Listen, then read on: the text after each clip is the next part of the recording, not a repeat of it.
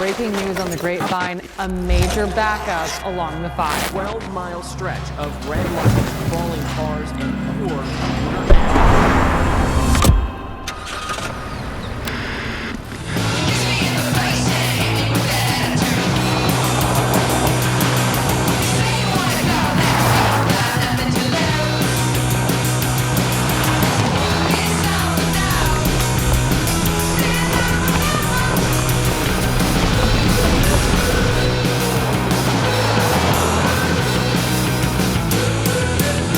All right, normally I give you a quick little pitch, tell you about the van, but this thing is so built that I gotta go through the details. This is a 2022 Mercedes-Benz Sprinter van that's been lifted 2 inches with a VanCompass Lift and Falcon quick adjust shocks. We put 33-inch Monster Cooper Discover ST Max tires on there.